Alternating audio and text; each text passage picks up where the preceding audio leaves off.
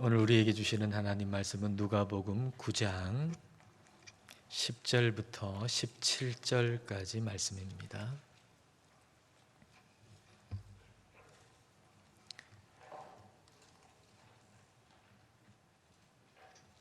누가복음 9장 10절부터 17절까지 하나님의 말씀입니다. 사도들이 돌아와 자기들이 행한 모든 것을 예수께 여쭈니 데리시고 따로 벳세다라는 고을로 떠나가셨으나 무리가 알고 따라왔거늘 예수께서 그들을 영접하사 하나님 나라의 일을 이야기하시며 병 고칠 자들은 고치시더라. 날이 저물어 가매 12 사도가 나와 여짜오되 무리를 보내어 두루 마을과 촌으로 가서 유하며 먹을 것을 얻게 하소서. 우리가 있는 여기는 빈들이니이다. 예수께서 이르시되 너희가 먹을 것을 주라 하시니 여짜오되 우리에게 떡 5개와 물고기 2마리밖에 없으니 이 모든 사람을 위하여 먹을 것을 사지 아니하고서는 할 수 없사옵나이다 하니 이는 남자가 한 5,000명 되미러라. 제자들에게 이르시되 때를 지어 한 50명씩 앉히라 하시니 제자들이 이렇게 하여 다 앉힌 후 예수께서 떡 5개와 물고기 2마리를 가지사 하늘을 우러러 축사하시고 떼어 제자들에게 주어 무리에게 나누어 주게 하시니 먹고 다 배불렀더라. 그 남은 조각을 12 바구니에 거두니라. 아멘. 매튜 페리스라고 하는 사람이 있습니다. 이 사람은 영국의 언론인이고 또 의원직도 역임했던 사람입니다. 이 사람이 어린 시절에 자랐던 아프리카에 45년 만에 찾아가 본 다음에 돌아와서 그 영국 타임스지에 아주 놀라운 글을 하나 기고했습니다.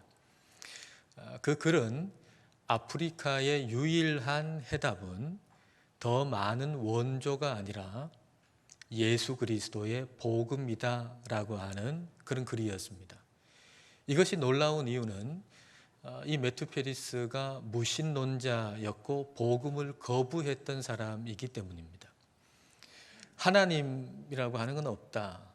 그리고 예수 그리스도의 복음을 철저히 거부해왔던 이 사람이 수십 년 동안 가보지 못했던 어린 시절에 있었던 그 아프리카 말라위에 가가지고 그 아프리카 사람들의 삶을 보고 충격을 받은 겁니다. 그리고서 이 아프리카 사람들을 변화시킬 수 있는, 새롭게 할 수 있는 유일한 길은 예수 그리스도의 복음밖에 없다라고 하는 것을 인정한 것이죠. 그의 글을 한 대목을 읽어드리겠습니다. 아프리카가 21세기의 전 지구적 경쟁에서 약진하기 원하는 사람이라면 물질적인 수단이나 노하우를 제공해서 소위 발전을 이룩할 수 있다는 장난을 쳐서는 안 된다. 먼저 총체적인 신념 체계가 이식되어야 한다. 아프리카의 문제에서 기독교 복음화를 제거해 버리고 나면 이 대륙은 나이키나 주술사, 핸드폰과 살상 무기의 어두운 늪에 빠질지 모른다.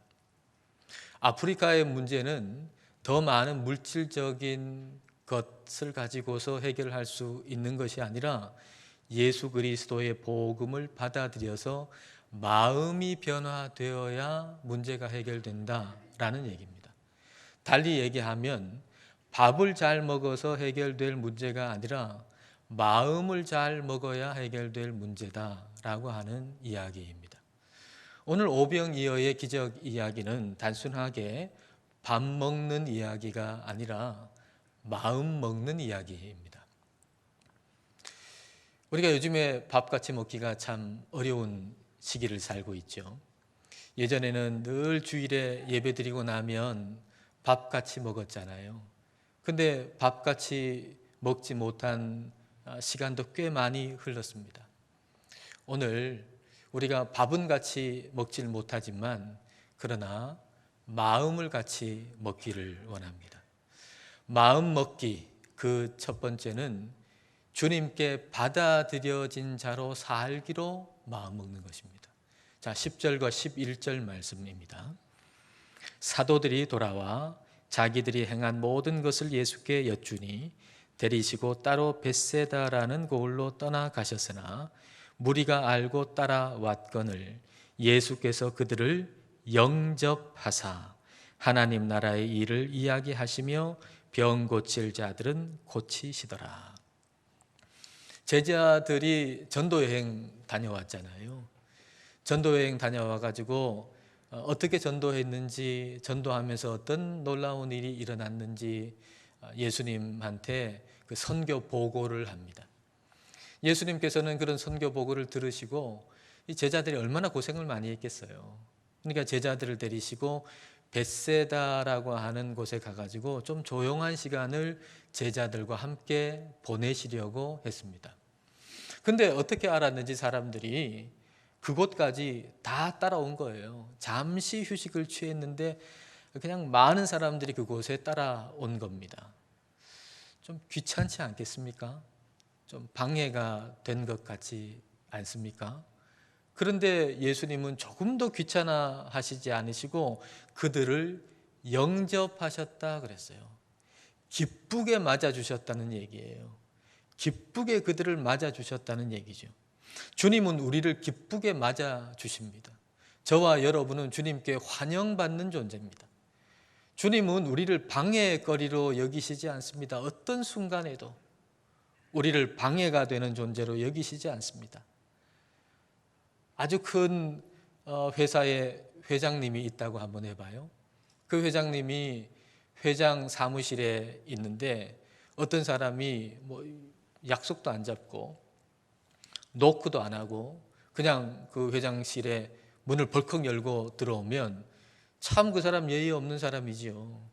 그리고 좀 방해가 되는 사람이다. 그렇게 여겨지지 않겠습니까? 그런데 예외가 있습니다. 약속도 안 잡고 노크도 안 하고 그냥 문을 벌컥 열고 들어오면서 아빠! 그러면 그건 전혀 방해가 안 되죠. 사랑하는 아들, 사랑하는 딸은 언제 와도 방해가 되는 게 아닙니다. 근데 우리는 때로 내가 하나님의 자녀라는 거, 하나님이 나의 아버지라고 하는 사실을 잊어버릴 때가 있어요. 내가 주님께 받아들여진 자라고 하는 것을 받아들이지 못할 때가 종종 있어요. 하도 상처를 많이 받아가지고 우리 삶 가운데 상처를 너무 많이 받아서 거절당한 상처, 특별히 가까운 사람들 또 심지어는 부모님에게까지 거절당하는 상처를 하도 많이 받아가지고 그래서 하나님도 나를 거절하시지 않는가라고 하는 착시 현상에 속아서 살아가고 있는 거예요. 아니에요. 여러분은 하나님께 받아들여진 존재예요. 저와 여러분은 하나님께서 기쁘시게 맞아주시는 존재예요. 그래서 우리는 마음 먹어야 돼요. 나는 언제나 받아들여진 존재, 주님께 받아들여진 존재로 살기로 마음 먹어야 해요. 예수께로 가면 나는 기뻐요 라고 하는 찬송이 있지 않습니까? 그 찬송 생각할 때마다 늘 떠오르는 분이 있어요. 이 성도님은 암에 걸리셔가지고 그래서 저 춘천에 있는 자연 환경이 좋은 어떤 요양원에 가셨어요. 근데 그곳에 신방하러 제가 춘천까지 가보면 갈 때마다 수척해지시고 몰라볼 정도로 살이 빠지시고 그리고 점점 안 좋아지시는 거예요. 이제 떠날 날이 이제 점점 다가오고 있는 것이죠. 근데 그 성도님이 가장 좋아했던 찬송이 예수께로 가면 나는 기뻐요. 이 찬송이었어요. 그래서 갈 때마다 이 찬송 부르고 또 돌아가신 다음에 장례식 할 때도 이 찬송을 불렀습니다. 예수께로 가면 나는 기뻐요. 그 2절 가사에 보면 예수께로 가면 맞아주시고 나를 사랑하사 용서하셔요. 예수께로 가면 나를 맞아주시고 나를 사랑하셔서 나를 용서하셔요. 이 사실이, 이 진리가 그 어떤 것보다도 이 성도님에게 위로가 되고 힘이 됐어요. 점점 야위어져 가고 이제 떠날 날이 얼마 남지 않았다는 것을 이제 직감하는 그런 순간에 얼마나 외롭겠어요. 아무도 나를 받아주지 아니하고 그냥 내팽겨쳐지는 존재처럼 여겨지지 않겠습니까? 그런데 이 성도님은 이 찬송을 부르면서 끝까지 나는 주님께 받아들여진 존재로 마지막 사는 날까지 내가 살겠다라고 마음을 먹은 거죠. 그래서 점점 그 몸 상태는 좋아지지 않으셨지만 그러나 언제나 찾아뵐 때마다 마음이 평안하셨습니다. 진수성찬이 여기 앞에 있다 그래도 그거 먹지 않으면 아무 소용없잖아요. 우리 주님께서 나를 받아주셨다라고 하는 것이 성경에 기록되어 있고 그것이 진리라고 할지라도 우리가 내가 받아들여진 존재라고 하는 걸 마음 먹지 않으면 소용없잖아요. 이 시간에 같이 마음을 먹으십시다. 때로는 내가 주님께 받아들여진 존재라고는 생각 들지 못할 만큼 어떤 어려운 환경에 우리가 처할 수도 있어요.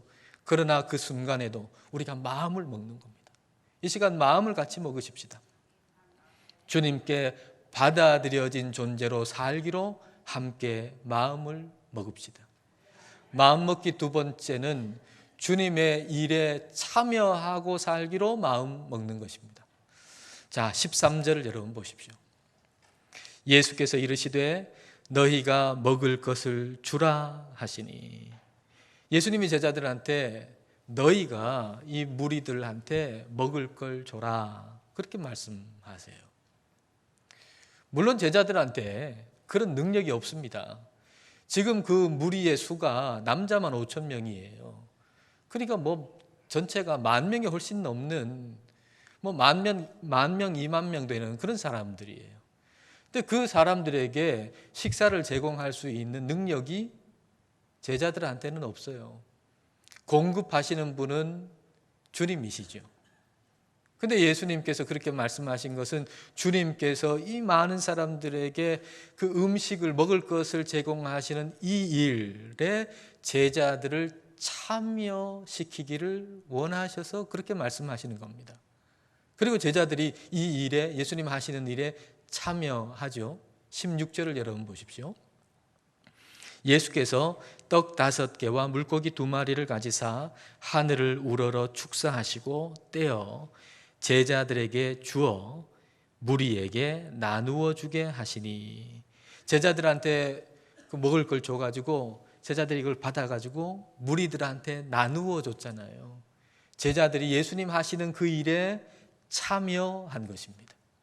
근데 그 자리에 있는 사람들 중에 예수님 하시는 일에 참여하지 않은 사람이 없어요. 무리들도 예수님 하시는 일에 우리 주님은 참여하게 하셨어요. 자, 14절 볼까요? 이는 남자가 한 5,000명 되밀어라. 제자들에게 이르시되 때를 지어 한 50명씩 앉히라 하시니. 한 50명씩 앉혀라. 그 말이 뭡니까? 이제 식탁에 앉아라 그 말이죠. 50명씩 한 50명씩 앉아가지고 밥 먹을 준비해라 그 말 아닙니까? 근데 지금은 진수성찬이 앞에 차려진 것도 아니에요. 밥 먹으러 와라, 식탁에 앉아라. 근데 식탁에 딱 앉았는데 아무것도 없어요. 그래도 그 자리에서 기다리죠. 그 이유는요, 곧 밥이 식탁 위에 올 것을 알기 때문에, 신뢰하기 때문이지요. 지금 오병이어 떡 5개 물고기 2마리 그거밖에는 없어요.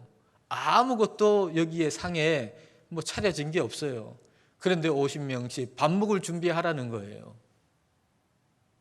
한번 움직이는 모습을 한번 생각해 보세요. 여기 앉아 있다가 한 50명씩 이렇게 그룹을 져서 앉기 위해서 움직이는 모습. 그거 얼마나 작은 행동입니까? 여기 앉아 있다가 저쪽으로 가는 거. 그거 얼마나 작은 행동이에요. 그러나 그 작은 행동을 통해서 예수님께서 베푸시는 일, 예수님께서 하시는 일에 그 무리들을 한 사람도 빠짐없이 참여하게 하셨다는 얘기입니다. 주님은 주님께서 하시는 일에 우리 모두가 참여하기를 원하세요. 주님께서 놀라운 일을 계획하시고 놀라운 일을 예비하시고 그 일을 하시려고 하는데 또 우리를 참여시키기를 원하시는데 우리가 참여할 마음이 없으면 이거 아무 소용없잖아요. 그러므로 주님께서 하시는 그 일에 내가 참여하고 살리라 하는 마음을 먹는 게 중요한 것입니다. 무리들처럼 50명씩 그룹을 지어서 앉는 그런 행동, 작은 움직임으로 주님께서 하시는 일에 참여할 수도 있고, 제자들처럼 주님께서 주시는 거 그거 가지고 사람들한테 나누어 줌으로써 주님께서 하시는 일에 참여할 수도 있습니다. 근데 그런 참여들 중에 가장 돋보이는 게 뭔가 하면 아이가 자기가 가지고 있는 오병이어 떡 5개 물고기 2마리를 내어놓은 것, 이거야말로 가장 돋보이는 참여죠. 가장 돋보이는 우리 주님 하시는 일에 참여하는 모습이었습니다. 사람이 보기에는 떡 5개 그리고 물고기 2마리 너무 작게 보이죠. 근데 하나님은 그걸 작게 보시지 않습니다. 그걸 내어놓는 아이 너무 작게 보이죠, 우리 눈에는. 그러나 우리 주님의 눈에는 그 아이가 결코 작아 보이지 않습니다. 주님은 우리를 주님의 위대한 일에 참여하기를 원하실 만큼 우리를 존귀하게 보세요. 위대하게 보세요. 리브가가 쌍둥이 임신했잖아요. 그러면 쌍둥이 임신하면 2태아 아닙니까? 2태아. 우리가 보기에는. 근데 하나님은 그렇게 안 보세요. 창세기 25장 볼까요? 23절입니다. 여호와께서 그에게 이르시되 2 국민이 내 태중에 있구나. 하나님께서는 2태아로 보시는 게 아니고 2 국민으로 보시는 거예요. 하나님은 여러분 한 사람 한 사람을 보실 때 그게 태아든지 아니면 어린아이든지 아니면 장년이든지 아니면 노인이든지 어떤 사람을 보시든지 간에 그 보는 스케일이 국민 스케일이에요. 우리 하나님은 그냥 얘는 어린아이, 작은 아이, 보이지도 않는 태아, 저 사람은 그냥 힘도 없는 노인, 이렇게 보시는 게 아니에요. 우리 하나님은 저와 여러분을 보실 때 국민 스케일로 보시는 거예요. 우리를 그렇게 존귀하게 여기시니까 우리 하나님은 하나님께서 하시려고 하는 위대한 일에 우리를 참여시키기를 원하시는 거죠. 우리가 그것을 안다면 우리가 주님 하시는 일에 날마다 우리의 일평생 참여하고 살리라 라고 하는 마음을 먹어야 할 것입니다.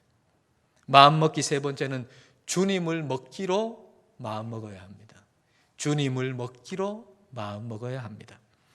오병이어의 기적은 단순하게 한 끼 식사를 많은 사람이 했다는 이야기가 아닙니다. 많은 이들에게 떡을 주심으로 모든 이들에게 예수님 자신을 주신다는 이야기를 하시고 계신 것이 오병이어의 기적 이야기입니다. 이걸 요한복음은 아주 더 명확하게 우리에게 보여주는데요. 요한복음에서는 이 오병이어의 기적 이야기를 하신 다음에 예수님께서 내가 생명의 떡이다, 그 떡을 주시고 바로 그 떡이, 그 생명의 떡인 나다 라고 말씀하시죠. 그리고 내 살을 먹어라, 내 피를 마시라, 그렇게 말씀하세요. 내 살을 먹어라, 내 피를 마셔라.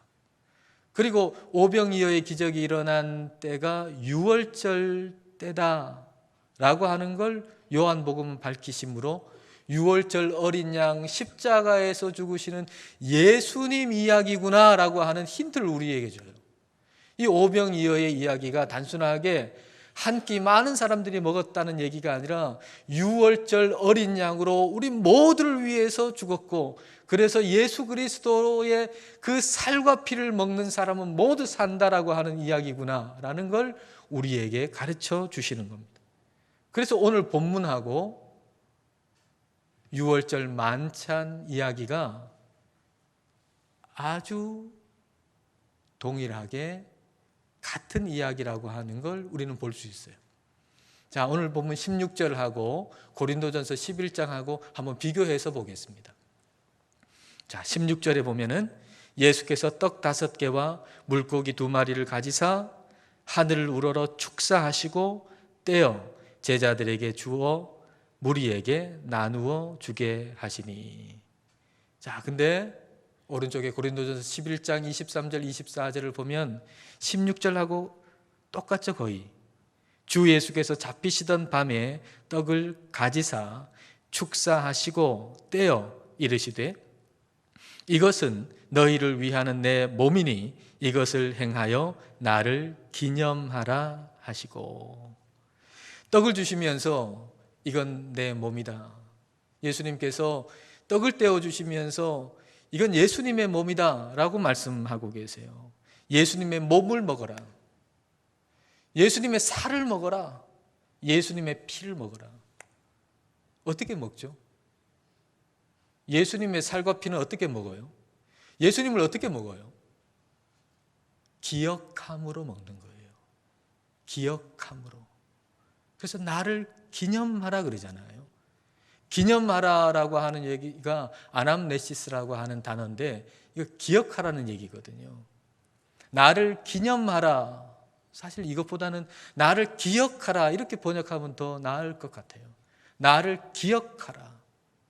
예수님을 기억하라. 다시 말하면 예수님을 먹어라. 예수님을 어떻게 먹어요? 예수님을 기억함으로. 예수 그리스도의 십자가를 기억함으로 먹는 거예요. 기억함으로. 우리가 밥 먹어야 살잖아요. 그죠? 밥이 앞에 있어도 그냥 보고만 있으면 못 살아요. 밥을 먹어야 살아요. 그렇듯이 우리가 예수님의 사람으로 어떻게 살죠? 예수님의 사람으로 산다고 하는 것은 예수님을 먹어야 예수님의 사람으로 사는 거예요. 예수님의 사람으로 살 수 있는 유일한 길은 예수님을 먹는 거예요. 예수님의 십자가에서 죽은 그 살과 피를 먹는 거예요. 어떻게 먹어요? 기억함으로 먹는 거예요. 예수님을 기억함으로. 오병이어의 기적은 예수님의 십자가를 가리키고 있어요. 그래서 오병이어의 그 떡을 먹는 사람들이 예수님께서 십자가에서 죽으신 그 구원의 그 능력, 예수님의 살과 피를 먹고 그 십자가를 기억하라고 말씀하시는 거예요. 우리가 예수님을 먹어야 예수님의 사람으로 변화된 삶을 살아갈 수가 있습니다. 예수님 먹지 아니하면, 예수님의 십자가를 우리가 기억하지 아니하면, 날마다 매 순간 기억하지 아니하면, 그러면 예수님의 사람으로 살아갈 수 없습니다. 변화된 삶을 살 수가 없습니다. 엘리 위젤이라고 하는 이름을 여러분 아마도 들어보셨을 것입니다. 엘리 위젤, 아우슈비츠에서 살아남은 유태인이죠. 그 나치 독일이 유태인들 학살할 때 거기서 살아남은 사람 중에 한 사람이 엘리 위젤이에요. 그의 어머니도 그의 3명의 여동생도 다 죽었어요. 아버지도 수용소에서 죽었어요. 엘리 위젤 혼자만 살아남아가지고 프랑스의 어느 고아원에 보내졌고 거기서 지내다가 이제 자라면서 크면서 교육이 진짜 중요하다. 교육이라고 하는 것이야말로 이 세상에서 가장 중요하다 생각해서 가르치는 일에 전념했고 그리고 나중에는 보스턴 대학교 교수로 그렇게 가르쳤던 분입니다. 이분이 끔찍한 일을 경험하면서 얼마나 끔찍한 일입니까? 자기의 가족들이 그 나치 독일 군에게 다 죽었죠. 그리고 자기의 민족이 어마어마한 사람들이 죽었잖아요. 유태인들이. 그런 끔찍한 일을 경험하면서 마음속에 여러 가지 질문이 드는 거예요. 그 중에 하나의 질문이 뭔가 하면 그렇게 많이 배운 독일인들이 왜 유태인에 대한 미움, 증오에 저항하지 않았을까라고 하는 질문이에요. 유태인들 증오하면서 미워하면서 다 죽이자 그럴 때 아니 그러면 안 되지. 어떻게 사람을 그렇게 미워하고 한 민족을 그냥 없애버려. 그건 사람이 할 일이 아니지. 저항할 만하잖아요. 그 2차 세계대전 전에 이 독일인들은 세상 가운데서 세계 중에 가장 많이 배운 수준 높은 사람들이 바로 독일인들이었어요. 독일인들 교양이 넘치고 그리고 인도주의적인 가치로 무장을 했고 그런 사람들 말입니다. 그런 사람들이 어떻게 그 끔찍한 일을 저질렀을까 하는 게 의문이었어요. 그러면서 하나하나 따져 들어가 보니까 그 당시에 나치 독일 군으로서 그 유태인들을 학살했던 사람들, 시행했던 사람들, 이 사람들 대다수가 대학 교육을 받았다는 사실을 알게 된 거예요. 엘리 위젤이. 그리고 엄청난 충격을 받았어요. 그 당시에 대학 교육을 받았다는 건 이건 대단한 일 아닙니까? 우리도 뭐 몇십 년 전에 대학 나온 사람 별로 많지 않았거든요. 대학 나왔다 그러면 그건 대단한 일이었어요. 근데 대부분 그 악한 일을 한 사람들이 대학 교육을 받았다. 이 사실을 알고는 엄청난 충격을 받은 거예요. 어떻게 도덕 교육을 받고 윤리 교육을 받은 그렇게 많은 교육을 받은 그 사람들이 어떻게 그렇게 끔찍한 일을 저질렀는가? 여기에 충격을 받았어요.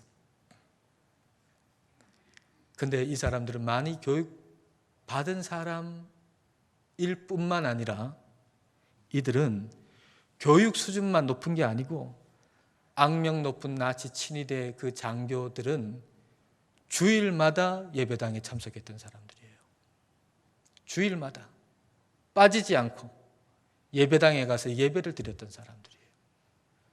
자기 아이들하고도 기도했던 사람들이에요. 그리고 반려견을 키우면서 그 반려견들한테 다정하게 대했던 사람이에요. 겉으로 보면 얼마나 괜찮습니까?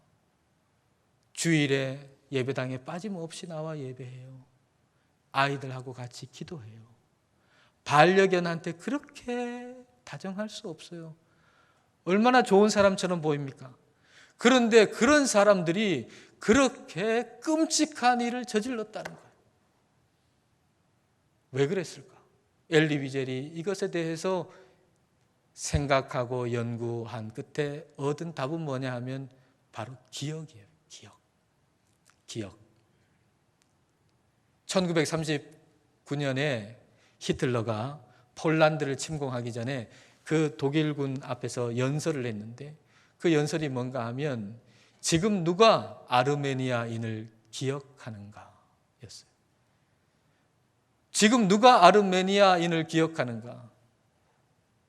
그 연설을 하는 시점으로부터 한 20여 년쯤 전에 아르메니아인에 대한 학살 사건이 있었거든요. 근데 지금 한 20년 조금 더 지났는데 지금 누가 그거 기억해? 아무도 기억하지 않잖아. 오늘 우리가 하려고 하는 이 대량 살상도 아무도 기억하지 못할 거야. 여러분, 악한 자가 악한 일에 많은 사람들을 끌어들이기 위해서 하는 일이 뭔지 아십니까? 기억을 지우는 거예요. 기억을 지워버리는 거예요. 기억을. 아무도 기억하지 못할 거라고. 그러니 이거 해도 괜찮다고. 그리고 하고 나서 몇십 년 지나고 나면 아무도 기억하지 못할 거라고. 왜 매주일 예배당에 참석했고 그리고 자기 아이들하고 기도하고 그리고 반려견에게까지 다정했던 그 독일군이 어떻게 그렇게 하나님의 일에 참여하지를 못하고 오히려 그리스도의 가치에 역행하는 그 일에 참여해가지고 수많은 유대인을 죽일 수 있었는가? 그것은 기억하지 않았기 때문이에요. 예수 그리스도의 십자가를 기억하지 않았기 때문에. 예배당에 잠시 왔다가 나갈 때는 예수 그리스도의 십자가를 까맣게 잊어버리고 사는 거예요. 예수 그리스도의 십자가를 기억하지 않으니까, 예수 그리스도의 십자가를 기억하지 않으니 내 죄가 얼마나 끔찍한지 기억하지 않잖아요. 내가 얼마나 죄인인지 기억하지 않잖아요. 예수 그리스도의 십자가를 기억하지 않으니까 내 죄를 사해 주신 우리 주님의 은혜를 생각하지 않잖아요. 예수 그리스도의 십자가를 기억하지 않으니까 내 죄를 사함받은 그 은혜 가운데서 내가 어떻게 살아야 할 것인지를 기억하지 않잖아요. 그러니까 예수님의 사람으로 살 수가 없는 거예요. 우리는 예수님을 먹어야 해요. 일주일에 한 번 먹고 살 수 있는 사람 없잖아요. 밥을 일주일에 한 번 먹고 사는 사람이 어디 있어요? 매일 먹잖아요. 우리는 매일 예수님을 먹어야 해요. 매일 매순간 예수 그리스도의 십자가를 기억해야 돼요. 매일 세끼 밥 먹을 때 밥만 먹지 말고 마음도 같이 먹으십시다. 내가 주님께 받아들여진 존재로 살기로 마음먹고 주님의 일에 참여하면서 살기로 마음먹고 주님을 먹고 살기로, 주 예수 그리스도의 십자가를 기억하고 살기로 마음 먹읍시다. 오늘 우리 같이 마음 먹고 이후로 더 신실한 주님의 사람으로 살아갈 수 있기를 주님의 이름으로 축복합니다. 기도하겠습니다.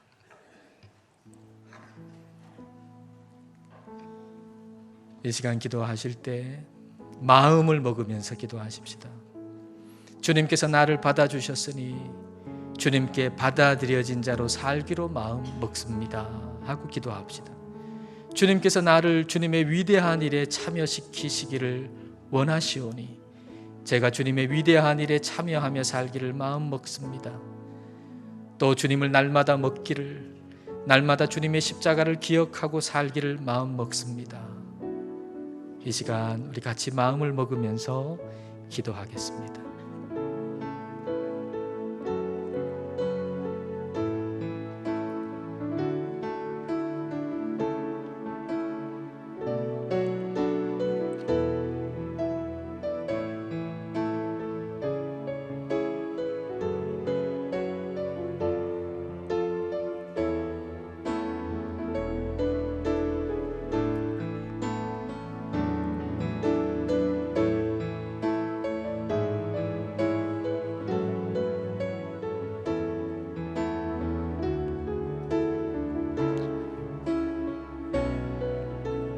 주님, 오늘 저희로 함께 마음을 먹게 하시니 감사드립니다. 저희는 삶을 살아오면서 거절당한 상처들이 많아서 때로는 주님께서도 나를 거절하시지 않을까 하는 염려를 하곤 합니다. 그러나 오늘 말씀을 통해서 저희를 받아주시는 주님을 믿고 받아들여진 자로 살기로 마음 먹게 하시니 감사드립니다. 또한 저희를 존귀히 여기시고 주님의 위대한 일에 저희를 참여시키시기를 원하심을 알게 하셔서 보리떡 5개 물고기 2마리를 내어드린 아이처럼 주님의 위대한 일에 참여하며 살기를 마음먹게 하심도 감사드립니다. 오병이어의 기적을 통해서 떡을 주심은 주님 자신을 우리에게 주신다는 말씀이심을 깨닫게 하심도 감사드립니다. 매일 밥을 먹을 때 주님의 십자가를 기억하며 살겠다는 마음도 같이 먹게 하여 주셔서 더욱 신실한 삶으로 살게 하여 주옵소서. 예수님 이름으로 기도드립니다. 아멘.